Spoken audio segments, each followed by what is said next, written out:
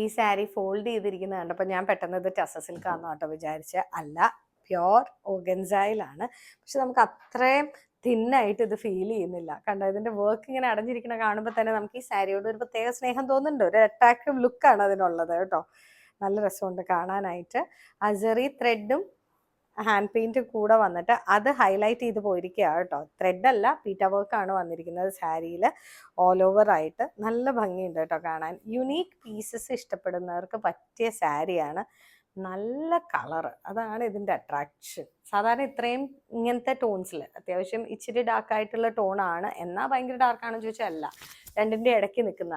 ഇതിനകത്ത് ഇങ്ങനെ ഒരു കളർ കോമ്പിനേഷൻ വന്ന് അത് ഇത്ര ഭംഗിയായിട്ട് ഔട്ട്പുട്ട് വരണമെങ്കിൽ ചില്ലറ പണിയല്ല ഒരു ഡിസൈനർ ചെയ്യേണ്ടത്. നല്ല ഭംഗിയായിട്ട് വന്നിട്ടുണ്ട് കേട്ടോ ആ കളർ കോമ്പിനേഷൻ കാണാൻ. ഇതിൻ്റെ അകത്താണെങ്കിൽ നമുക്കൊരു ബേൺട്ട് ഓറഞ്ച് ഷെയ്ഡാണ്, ഒരു എന്താ പറയുക, ഒരു റസ്റ്റിക് ലുക്കും ഇതിൻ്റെ ഇടയിൽ വരുന്നുണ്ട്. അത് തന്നെ അതിനൊരു ഭയങ്കര രസം കാണാനായിട്ട്. നമുക്കൊരു കല്യാണത്തിനൊക്കെ ഉടുത്തിട്ട് പോയാൽ ഈ സാരി എവിടെ നിന്നാന്ന് ഒരു 5-6 പേര് ചോദിച്ചില്ലെങ്കിൽ എനിക്ക് സംശയമുണ്ട് അത് ശരിയല്ല എന്നുള്ളത്. സൂപ്പർ സാരിയാണ്. ബ്ലൗസ് വരുന്നത് ഇത് കണ്ടോ, കോൺട്രാസ്റ്റിംഗ് ബ്ലൗസാണ്. നല്ല രസമുണ്ട് കേട്ടോ കോമ്പിനേഷൻ കാണാൻ. എല്ലാവർക്കും ചേരുന്ന ഒരു ടൈപ്പ് ഓഫ് കളറാണ്. ബനാറസി വീവിൽ ഇതേപോലെ തന്നെ പീറ്റ വർക്ക് ആയിട്ടാണ് സ്ലീവ്സിൽ പോയിരിക്കുന്നത്. കോൺട്രാസ്റ്റിംഗ് ബ്ലൗസ്, നല്ല ഭംഗിയുണ്ട് കാണാനായിട്ട്. ഒരു യൂണീക്ക് പീസ്. റേറ്റ് വരുന്നത് 11,495. ഇത് പല്ലു ആട്ടോ കാണുന്ന സ്കാലപ്സും കൂടെ പോയിരിക്കുന്ന കാരണം നല്ല ഭംഗിയുണ്ട് കേട്ടോ. എനിക്ക് നല്ല ഇഷ്ടമായി പേഴ്സണലി. നല്ലൊരു സാരി.